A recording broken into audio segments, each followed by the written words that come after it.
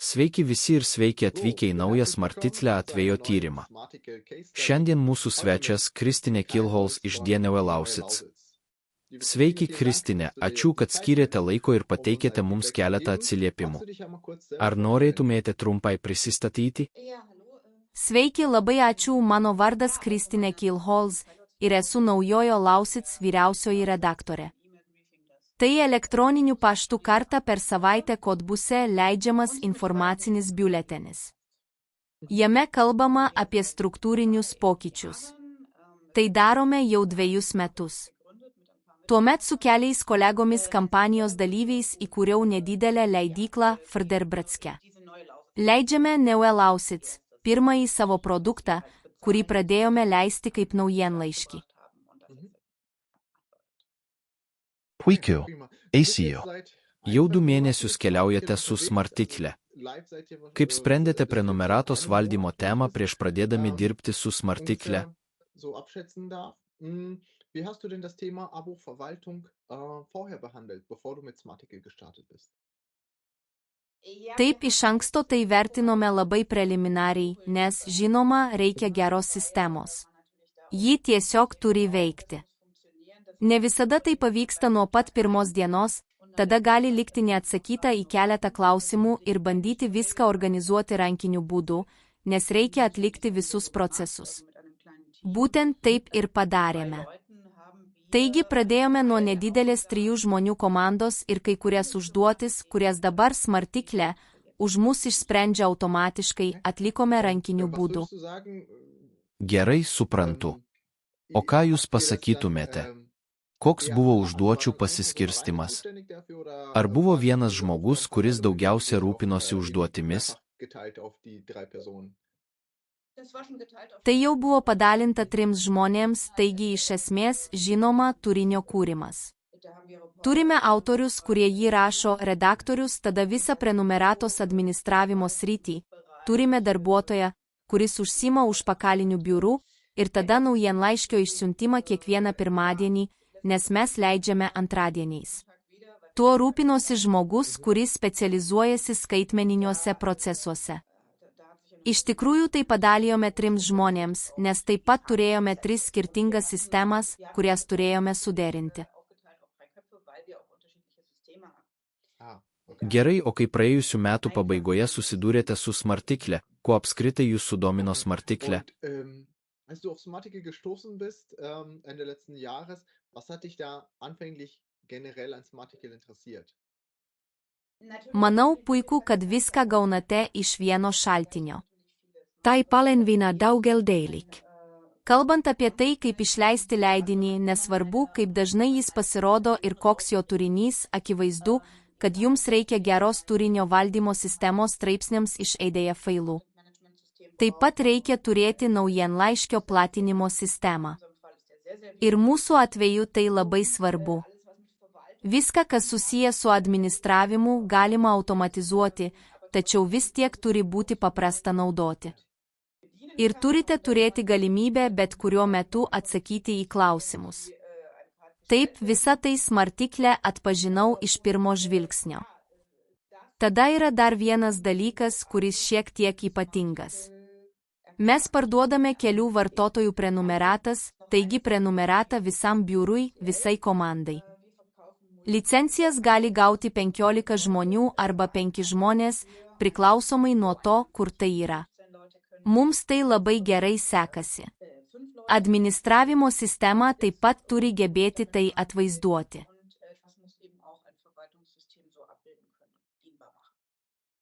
Gerai. Kur iš šių temų, kurias iš pradžių matėte su Smarticle, TI, viskas iš vieno šaltinio vienoje sistemoje, įžvelgėte lemiamas priežastis, dėl kurių galiausiai nusprendėte pasirinkti mus? Wo hast du dann für dich die ausschlaggebenden Gründe gefunden, dass du dich dann letztendlich auch für uns entschieden hast? Pavyzdžiui, prenumeratos parduotuvę, kurią taip pat kūrėme rankiniu būdu, ir tai kurį laiką veikia, kol esate regioninė žiniasklaidos priemonė ir daugelis žmonių, ir taip jūs pažįsta.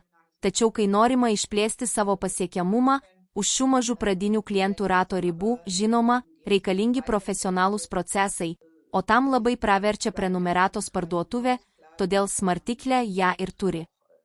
Ir žinoma ryšys. Taigi, kas nors ateina ir nusiperka prenumeratą, ji iš karto patenka į sistemą ir skaitytojas iš karto gauna naujienlaiškį. Taigi, jei tai taip veikia, tai žinoma labai palengvina mūsų darbą ir tada galime susikoncentruoti į tai, ką esame užsibrėžę daryti, tai ieškoti gero turinio.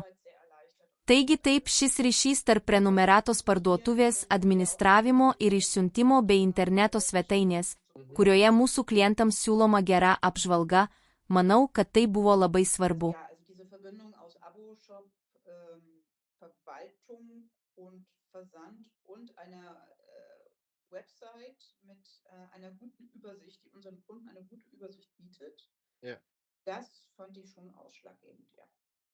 Gerai. Kaip jau minėjau, su mumis keliausite 2 mėnesius. Įdarbinimas vyko iš anksto. Kaip patyrėte bendradarbiavimą, ypač kalbant apie įsidarbinimą? Kaip jums sekėsi? Taigi bendradarbiavimas yra labai geras. Taip pat jaučiu, kad esu gerose rankose, kai kalbama apie procesus, kuriuose, žinoma, neturite visos informacijos apie detalės. Tiesiog svarbu turėti po ranką žmogų, kuris gali gerai įgyvendinti techninius aspektus. Žinoma, taip pat buvo ir tuo atveju, kai pereinama prie naujos sistemos, visada kyla problemų. Reikia viską importuoti, perkelti, o tada visada kažkur sutrinka. Ir kol kas visada rasdavome sprendimus, todėl tuo visai džiaugiuosi. Taigi galiu pasakyti, kad kai sistema veikia sklandžiai, tai labai gera sistema. Anksčiau mūsų skaitytojai gaudavo naujienlaiškį, kuriame buvo keli pilnos apimties tekstai. Žinoma, tai taip pat turėjo savo patrauklumo. Dabar paspaudę ant straipsnio peržiūros, einate į svetainę ir ten galite užsiregistruoti nurodydami savo pašto adresą. Tai galima padaryti be didelių kliūčių, tai iš karto suprato visi mūsų klientai. Be to, tai labiau atitinka vartotojų lūkesčius, kurių jie tikisi iš skaitmeninės žiniasklaidos turinio.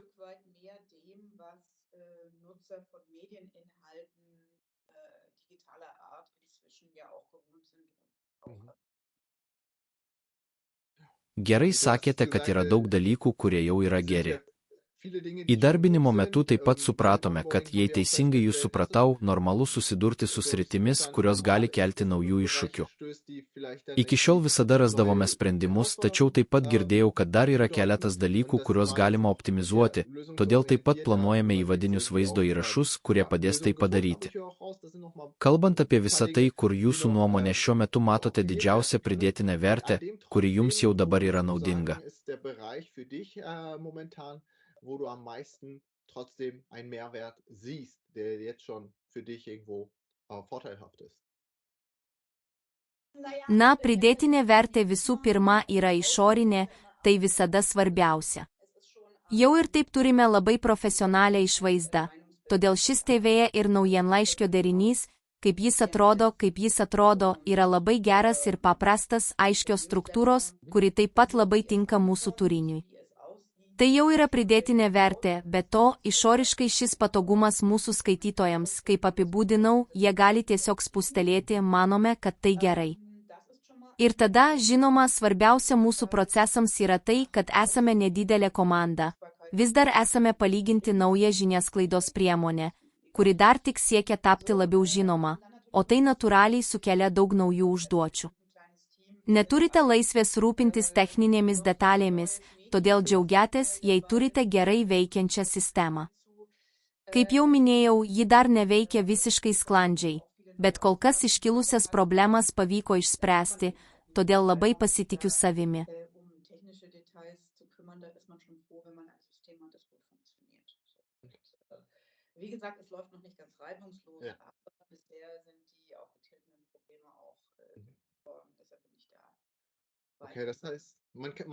Gerai, tai reiškia, kad skaitytojams tikrai patinka tai, kad išvaizda taip pat buvo patobulinta.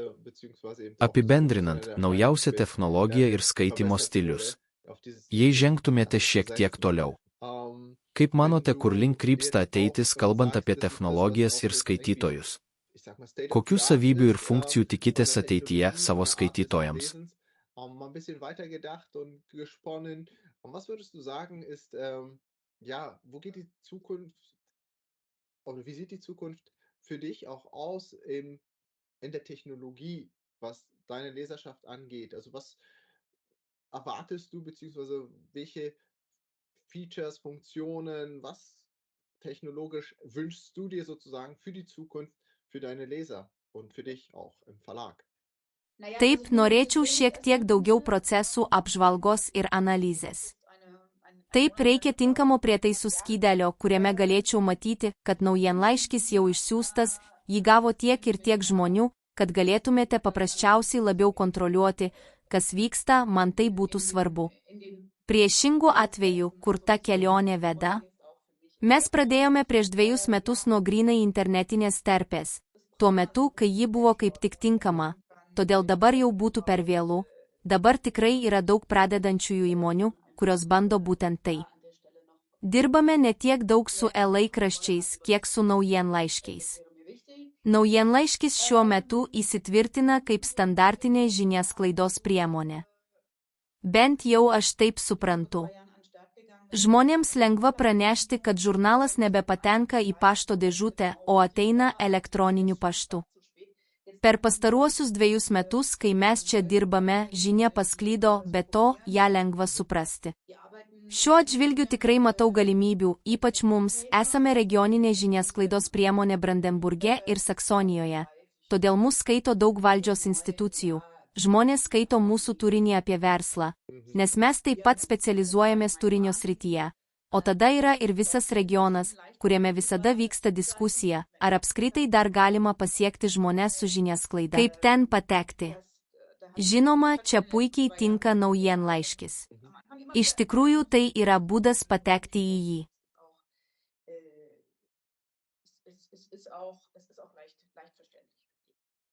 Insofern sehe ich da wirklich Möglichkeiten, gerade für uns. Wir sind ein regionales Medium in Brandenburg und Sachsen, also uns lesen viele Behörden. Leute lesen unsere Inhalte dienstlich, weil wir uns da auch inhaltlich drauf spezialisiert haben. Und dann ist da aber eben auch noch eine ganze Region, wo immer wieder die Diskussion jetzt kommt über, kann man denn mit Medien da überhaupt noch Leute erreichen? Und Mhm. was machen die denn und wie kommt man da ran? Und da ist natürlich so ein Newsletter klasse. Das ist eigentlich das Ding, um da reinzugehen. Ja. Auszudrücken. Mhm. Gerai, įdomu. Ja, das, Taip, super analitika yra būdas analytisch. Das ist įvertinti schon sėkmę ir etwas, pamatyti, wo kiek es žmonių ką nors darum atidaro geht, ir perskaito. ähm, Taigi viską galite geriau auch suprasti. die Erfolge sozusagen Sakėte, kad zu, norite išlaikyti kontrolę. messen und festzustellen, wie Tai jau įtraukta į mūsų viele veiksmų öffnen planą das ir und mes lesen mielai das und tęsime versuchen das darbą. auch noch mal irgendwie greifbarer zu Taip machen, įdomu das matyti, da kaip wirklich dabar auch die Kontrolle keliaujate. darüber zu behalten. Dėkojame Genau. už jūsų Und atsiliepimus. das werden wir Linkiu auch, jums haben wir jetzt visokiojopos wirklich auf der sėkmės su Roadmap Smarticle und werden ir da gerne laukiu auch weiterhin likusios jūsų diese kelionės Kanäle šiais nutzen. metais. Dėkoju jums. Ja, super spannend zu sehen, zu erfahren, wie du da jetzt unterwegs bist. Vielen Dank für dein Feedback an der Stelle. Und ja, wünsche dir weiterhin viel Erfolg mit Smarticle, mit uns und freue mich auf die weitere Reise auch, die wir vor uns haben in diesem Jahr. Vielen Dank. Okay, Dankeschön.